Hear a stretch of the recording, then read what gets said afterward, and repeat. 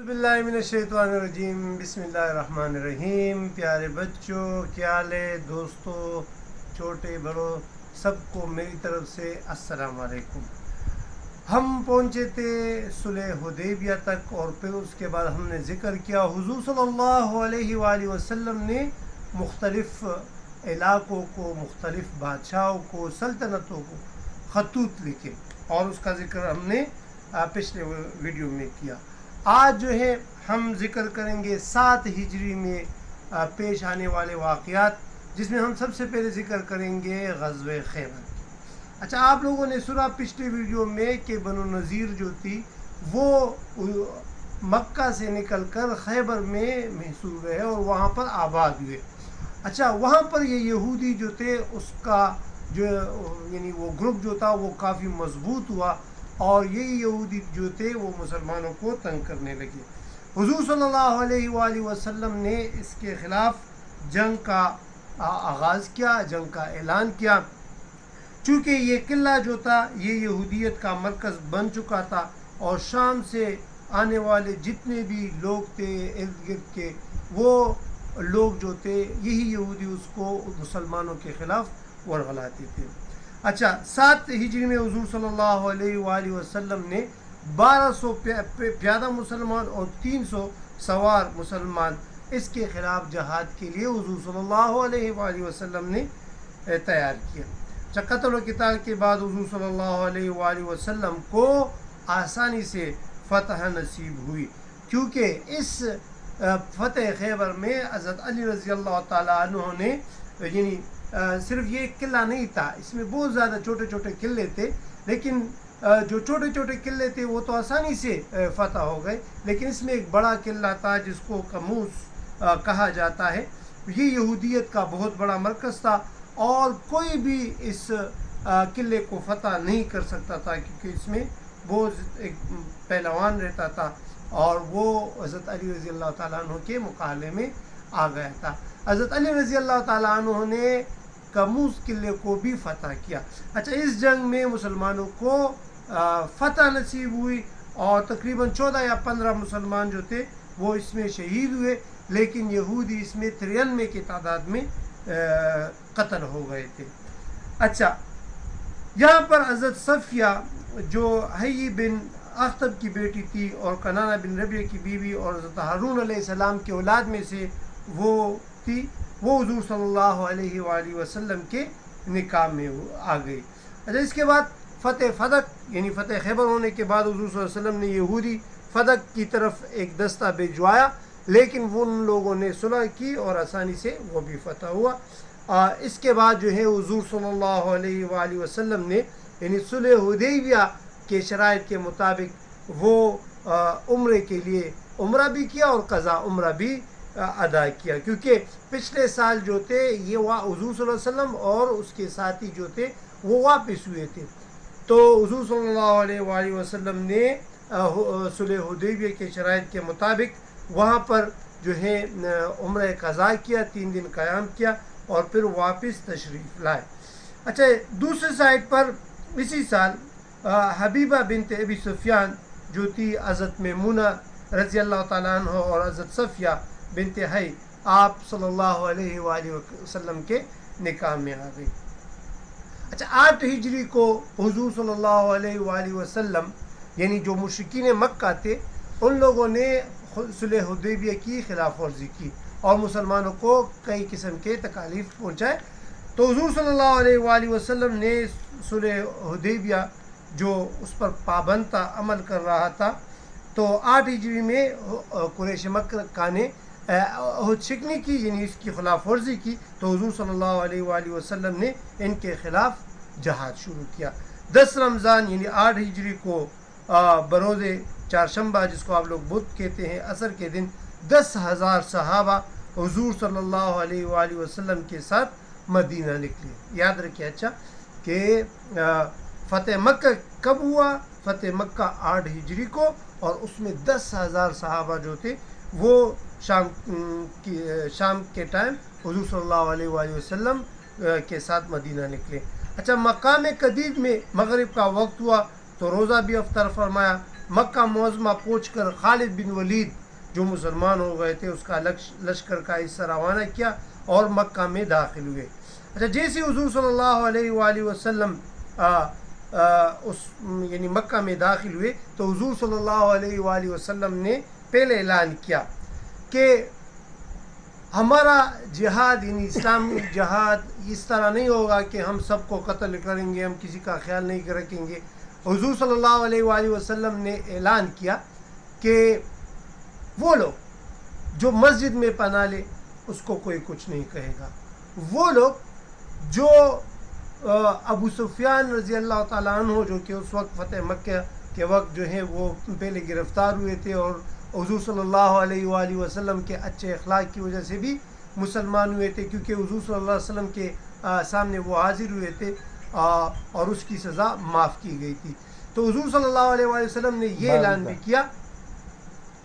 بھی کیا کہ جو شخص حضرت ابو سفیان رضی اللہ تعالیٰ عنہ کے گھر میں پناہ لے گا وہ بھی امن میں ہوگا, جو مسجد میں پناہ لے گا وہ بھی اپنے امن میں ہوگا, اور جو اپنے گھر میں رہے انہیں اپنا دروازہ بند کر لے وہ بھی جو ہے امن میں رہے گا. حضور صلی اللہ علیہ وسلم نے باقاعدہ اعلان کیا. دیکھ کچھ لوگ کہتے ہیں نا کہ محبت اور جنگ میں سب جائز ہے, لیکن نہیں, اسلامی اقدار یہ نہیں ہے.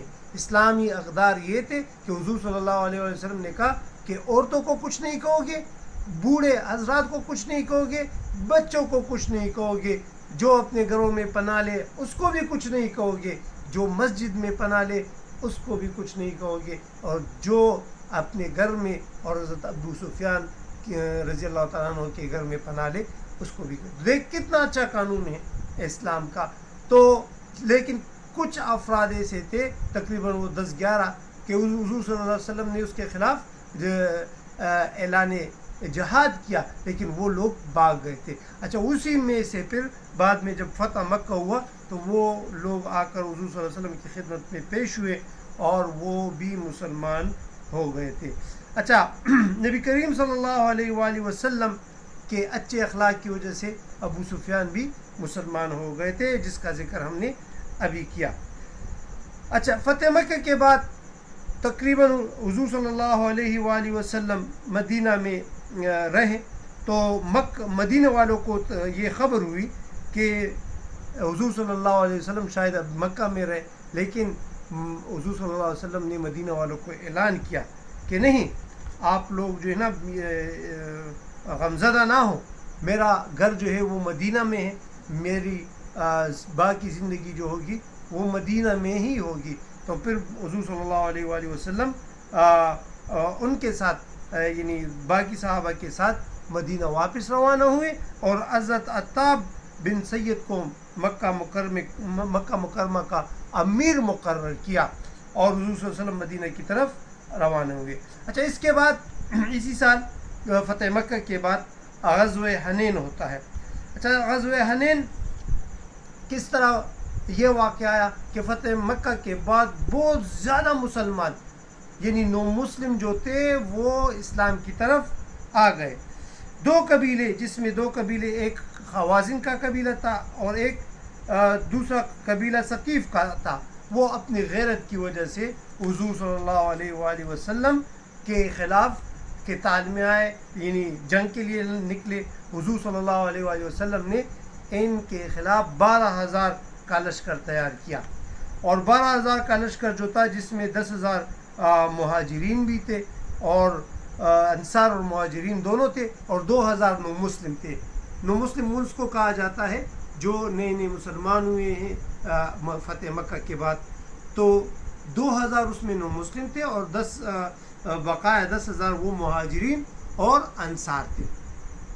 یہ تعداد اپنے ساتھ لکھ لے بچوں کہ 10,000 جو تھے وہ مہاجرین اور انصار تھے اور 2,000 نو مسلم تھے. اچھا اتنا بڑا لشکر دیکھ کر جو صحابہ تھے اور اس میں یعنی اس کا ذکر جو ہے یہ غزوہ حنین کا یہ قرآن مجید میں بھی اس کی طرف اشارہ آیا ہے, تو ان کے دل میں خیال آیا کہ بدر میں تو ہم بہت کم تھے اور ہم نے فتح حاصل کی تھی, تو اس کے ذہن میں یہ خیال آیا کہ ابھی تو ہمارا لشکر بہت بڑا ہے اور یہ جنگ ہم آسانی سے جیت جائیں گے. اس کا ذکر قرآن مجید میں ہے اور اس کی طرف اشارہ بھی ہوا ہے.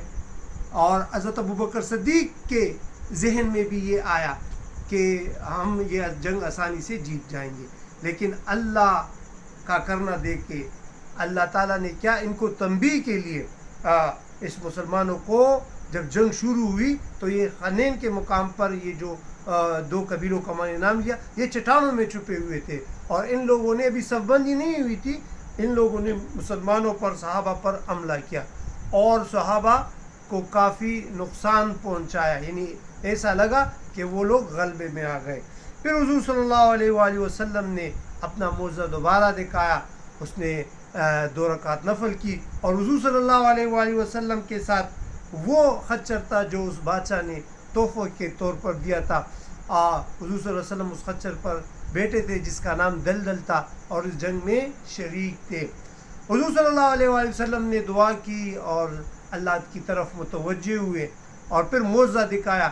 ایک ہاتھ مٹھی جو ہے وہ اپنے ہاتھ میں ایک مٹھی اٹھائی اور غزوہ حنین میں مخالفین پر پھینکا. اچھا یہ ایک ایسا معجزہ تھا کہ اس مٹی کے ذرات تمام مخالفین جو تھے جتنا لشکر تھا ایک مٹی کے ذرات اس سب کے آنکھوں میں ایک کی نہیں سب کے آنکھوں میں پہنچے اور وہاں سے اللہ تعالیٰ نے پھر غیبی امداد کی اور یہ 2 قبیلے جو تھے وہ شکست فاش ہو گئے اور مسلمانوں کو ایک دوسری فتح نصیب ہوئی غزوہ حنین کی. اور یہ بھی معجزہ تھا کہ مسلمانوں میں سے صرف 4 آدمی جو تھے وہ شہید ہوئے, 4 صحابہ شہید ہوئے اور کفار میں سے 70 افراد جو ہیں وہ قتل کیے گئے اور مسلمانوں کو اللہ تعالیٰ نے غیبی امداد کر کے مسلمانوں کو فتح نصیب ہوئی. اچھا اس کے بعد انشاءاللہ طائف کا سفر طائف کا غزوہ ہوگا, غزوہ طائف, وہ ہم بیان کریں گے. ہمارے اس چینل کو ضرور سبسکرائب کر لے, کمنٹ ضرور کر لے. جو دیکھ رہے ہیں جو بچے وہ کمنٹ ضرور کر لے اور اس ویڈیو کو اپنے فیس بکس پر یا واٹس ایپ میں ضرور شیئر کر لے چینل کو سبسکرائب کر کے. اچھا ہمارا جو قاری دوست محمد صاحب ہیں, محترم قاری دوست محمد صاحب, وہ پشتوں میں آپ کو یہی واقعہ سنائیں گے, آپ اس کو بھی سنیں اور اس واقعے کو کوشش کر لیں کہ جو اعداد و شمار آپ کو مل رہے وہ پینسل سے لکھ لیں اور دوستوں کو بتائیں. ہمیں اپنے دعاؤں میں یاد رکھیے گا. مجھے بھی قاری دوست محمد صاحب کو بھی تب کے لیے اجازت دیجیے. السلام علیکم.